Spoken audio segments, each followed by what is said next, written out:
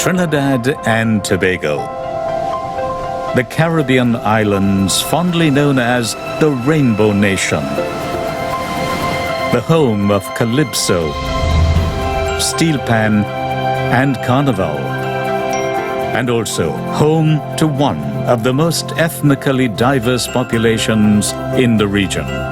It is one of the very few places that you can hear a Spanish-Indian chutney song with a little bit of Chinese stuff in it. They're descendants of settlers from India, Africa, Europe, and beyond, who brought with them cultures and traditions which have shaped the identity of the nation. Different cultures, different races. Trinidad and Tobago is, I think it's the best country in the world. This year, the Twin Island state marks the 170th anniversary of the arrival of Indians, who now make up the largest ethnic group. That sacrifice, I think we as young people in Trinidad, we should not forget. I was born in Trinidad, the grandson of an Indian indentured laborer who came here to work on the sugarcane fields. I'll be meeting the people who've not only embraced their shared heritage, but have been inspired by it too. It was quite unusual to see a young Indian girl playing the steel pan, which people associate with the African culture. My dream would be to showcase what a Trinidadian has done in India, and then it has come full circle back to Trinidad. And the burgeoning arts and cultural scene that reflects the diverse makeup of Trinidad and Tobago. Welcome to Trinidad and Tobago.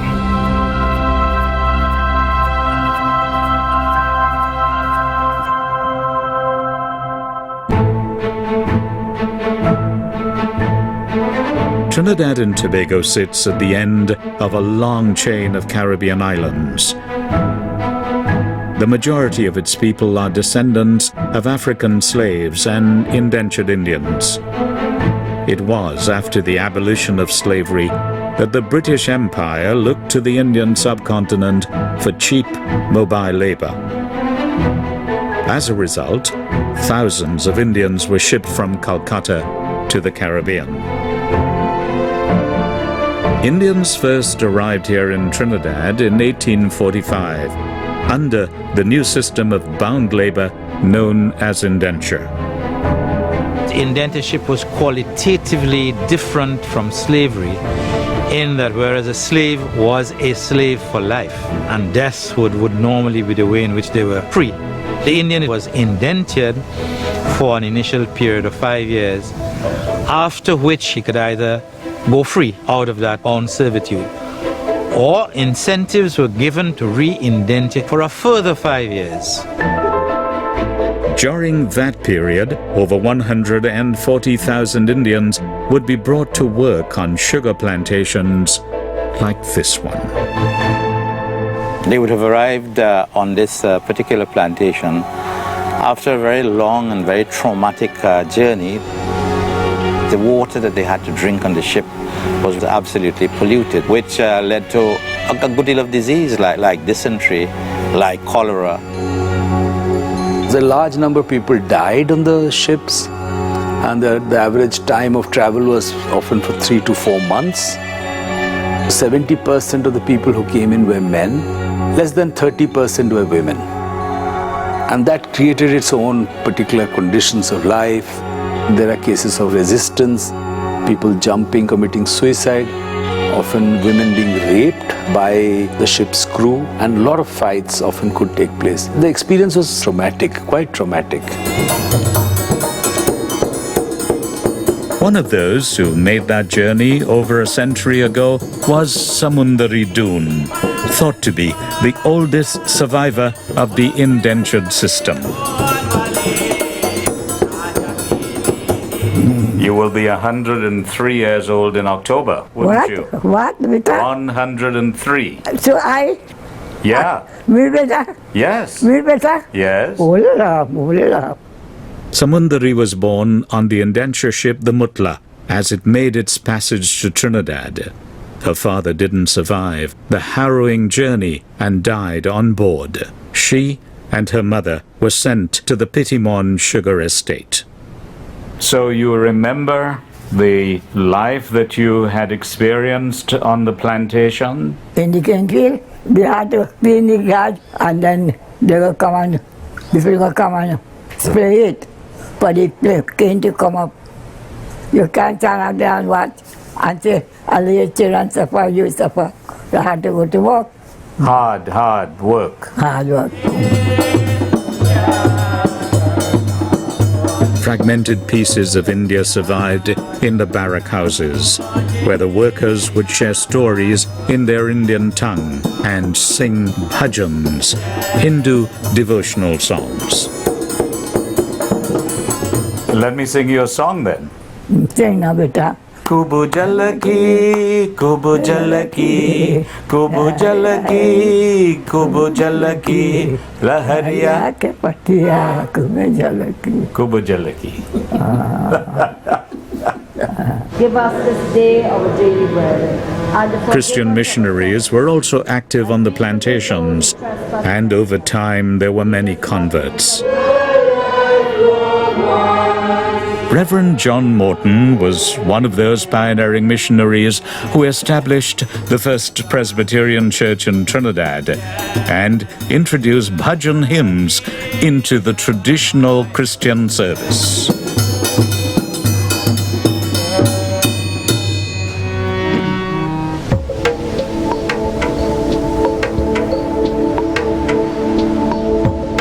Though displaced thousands of miles away, the Indians tried to keep alive their traditions and identity.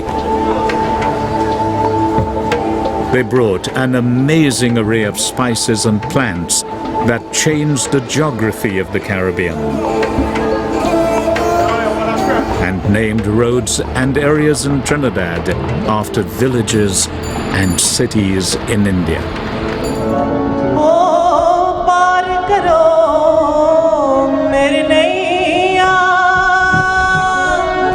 I sing local classical singing, but I also accompany myself on dholak. It's a very rare thing. It is still found in some parts of India in its authentic state. When our forefathers came to Trinidad, wherever they settled, wherever they were put to stay, in barracks and stuff like that, this is how they would comfort themselves in the afternoon period after the work and toil. Every time I perform, every time I sing, I remember them. So I pay tribute to them. I am carrying on something that they sacrificed to bring for us, because they didn't come here through any easy circumstance. And it's a great sacrifice that they made to bring culture in the form of song, in the form of literature, in the form of religion as well. And that sacrifice, I think we as young people in Trinidad, we should not forget. And that is why we should be proud to carry it on. Today, Trinidad and Tobago is one of the wealthiest countries in the Caribbean. Its economy is fueled by large oil and gas reserves. But at the time when cane was king, it was sugar that sustained the national economy. The seeds of the past bind communities together. People from all walks of life live and work harmoniously, celebrating each other. And nowhere is that more evident than in the many artistic expressions that cross cultural boundaries. It was here, in this quiet rural community of Mayaro, where a 14-year-old boy of African descent first set eyes on a classical Indian dance called Kathak. He was so captivated by the performance, it led him on a journey thousands of miles away to India. Indian television program, it showcased Indian culture in Trinidad. And then I saw this beautiful dancer performing this most amazing dance. Her name was Guru Susan Mohib. So I thought, oh wow, this is exciting. And then she went into these chakas or spins, these twirls, these amazing twirls, and I thought, my God, I've got to try that. To come to India and train at the most prestigious school of Kathak in the whole of India, and I just thank my lucky stars because that completely changed everything.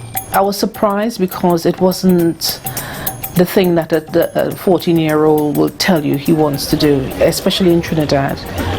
At the time, I knew of no black man who was dancing Indian dance. Chalo, chalo. I think coming to India was quite a big move. I really had to follow my passion, and this is the home of where my passion lives. And I could really, for the very first time, completely be immersed in dance and Kathak, music, poetry, and the language.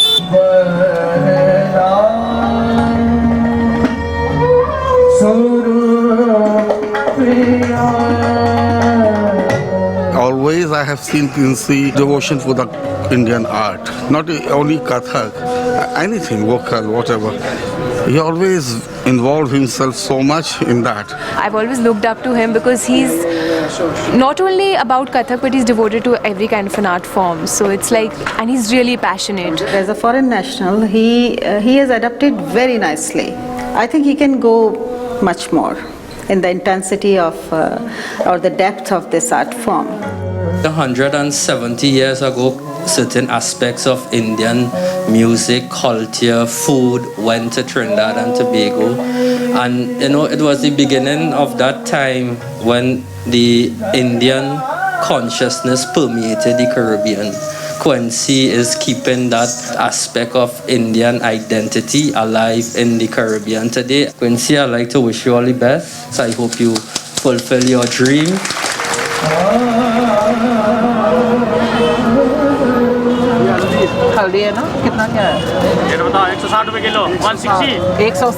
Well, my dream would be to come to Trinidad to showcase what a Trinidadian has done in India, and then it has come full circle back to Trinidad and present that in Trinidad. I think that would be absolutely amazing. Delhi is a vibrant metropolis, but in the days of the British Empire, Calcutta was India's capital city. It was from there that the majority of East Indians would be ferried to Trinidad and Tobago as cheap labor. They had no clue where they were going or what was it that they were going to. And many felt that they had been cheated. They had been promised something and they were given something else. They didn't tell you were going to Trinidad. You were going to Trinidad. Chini means sugar. Trinidad means land of sugar. Once they came and saw the reality, it was quite different, but by then it was too late to go back. They became part of a very strictly hierarchical society. The saying was that if you were white, you were all right. If you were brown, you could stand around, but if you were black, you had to stand back.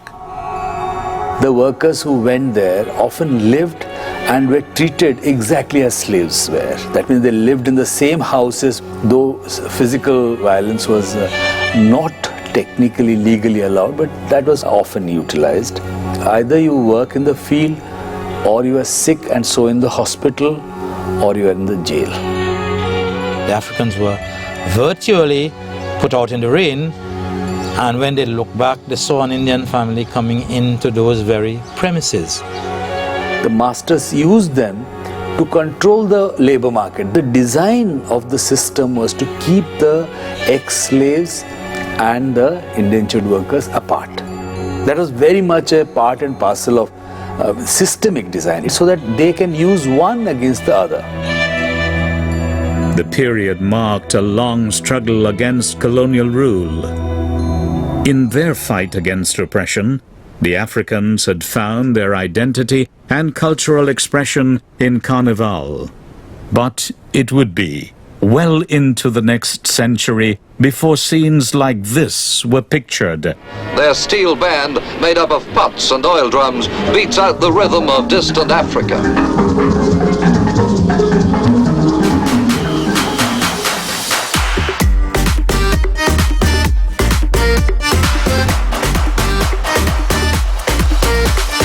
Carnival today in Trinidad has mushroomed into an explosion of color and creativity. Every new wave of immigration has added a fresh flavor to the festivities, crossing ethnic, gender, and even religious lines. And for a few days each year, the nation unites to celebrate the history of Carnival.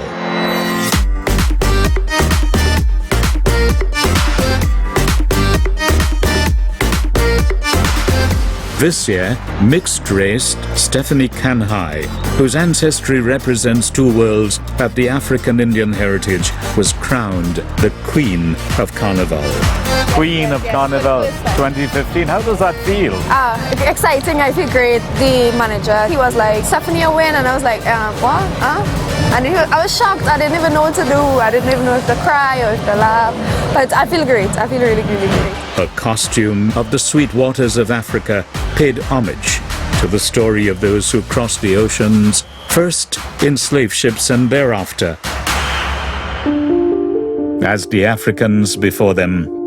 The Indians too fought to escape the shadow of the plantations, defying colonial prohibition on ceremonies like the Muslim observance of Husay. It became the most important cultural form in Trinidad. Everyone took part in this. And for years you have never been allowed to get out of the plantation. And now imagine 20,000 or 30,000 coming from all sides and entering that town.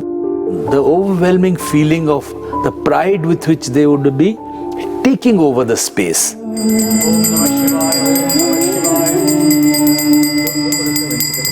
I'm a Presbyterian Christian, and my wife is Hindu. Tonight, I'm accompanying her to one of the most sacred festivals in the Hindu calendar, Shivratri, a night of worship when Hindus offer prayers to Lord Shiva. The temples, mosques, and churches reflect the variety of faiths and backgrounds of those who've made these islands their home. One of the most famous Hindu religious sites is this 85-foot-high Hanuman Murti, thought to be the largest of its kind outside India. But it's not just the physical, cultural symbols like this that represent the deep respect for all ethnic groups. But religious festivals like Eid and Diwali are now national holidays and very much a part of the social fabric. One of the most iconic rituals linked to the riversides of India and practiced here in Trinidad is the burning pyre of a traditional Hindu funeral. It's a blazing emblem of integration and acceptance of the Indian way of life. This is the cremation of a 59-year-old Hindu woman. She was married to a Christian man of African descent and accorded both Christian and Hindu funeral rites.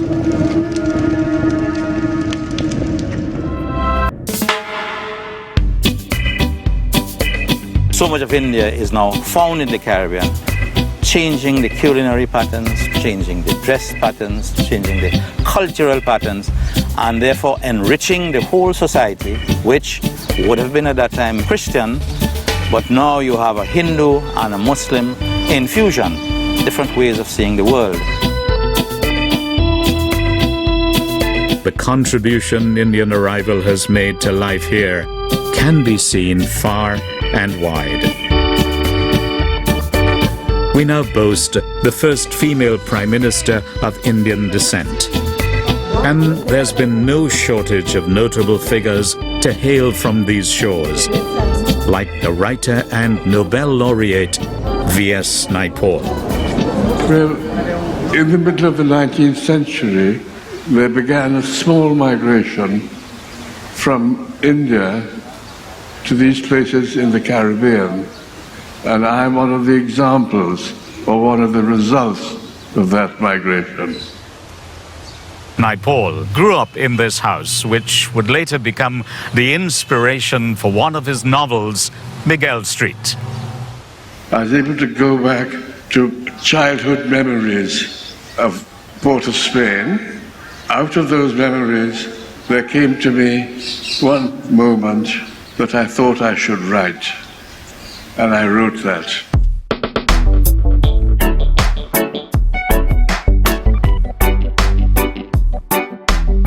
Much like the island's people, the food is a rich mix of influences that draw on the origins of its inhabitants. The Africans brought their hearty stews and one-pot comfort foods. The Indians came with spices and delicious curries that are now staples of Trini cuisine, as are these. They're called doubles, lightly fried bread topped with curried chickpeas and finished off with an assortment of relishes. So they were first introduced by a Muslim family and have now become one of the most popular street foods in Trinidad, and as you can see, enjoyed by all.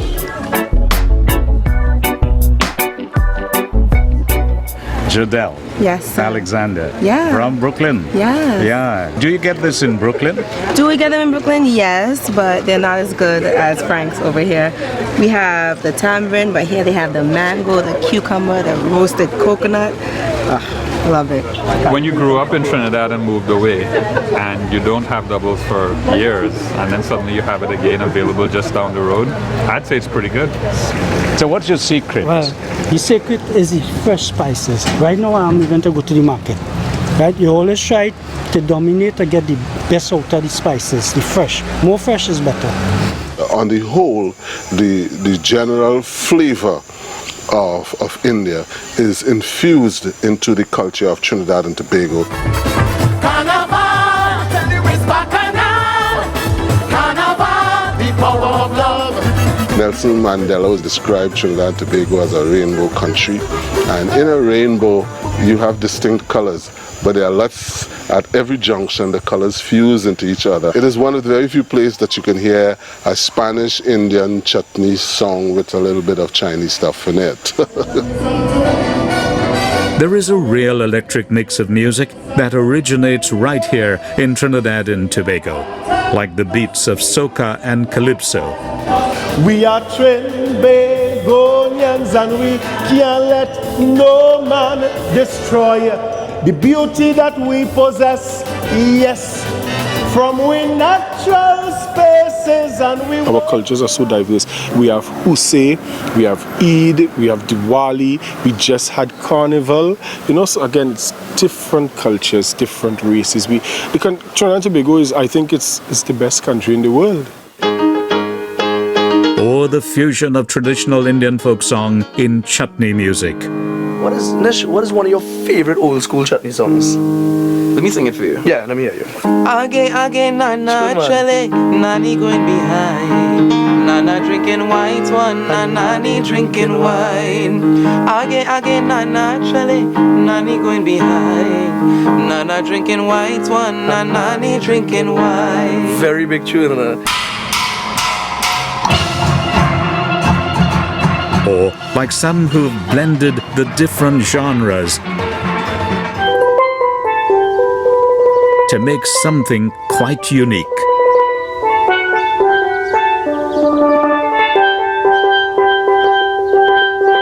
Shavana was introduced to the steel pan by her father, who was one of the first to play Indian music on the pan, a genre she has carried forward.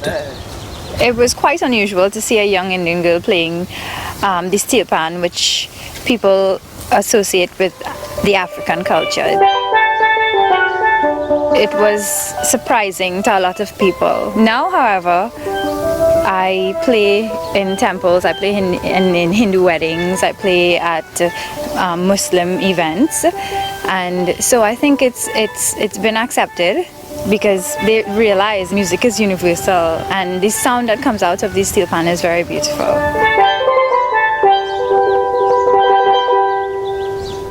They call it one of the biggest chutney soca songs in history as well, but modern. I don't have to stay at home, I don't have to answer phone, I could have any girl in my car.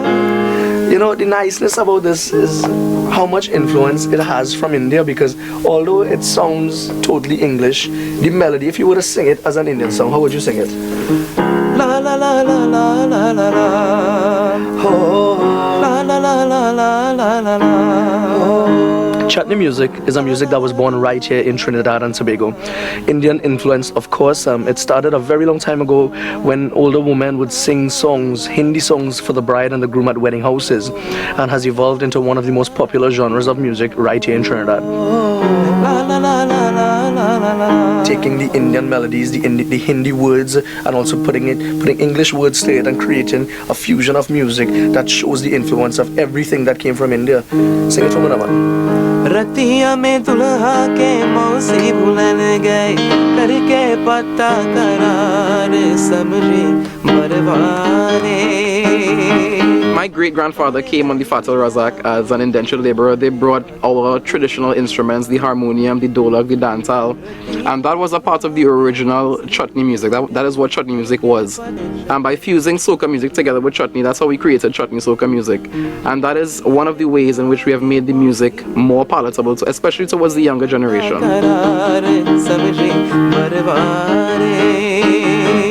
That's what we love about chutney music, and you know what, I hope we are able to preserve this 170 more years from now. Nice. The sun has long set over the days when sugar reigned and the brutality of the system that supported it. But we've emerged stronger from the seeds our Indian ancestors planted here 170 years ago. Their brave and pioneering journey changed forever the physical and social landscape of Trinidad and Tobago, adding to a rich culture that's been embraced into the very fabric of the islands.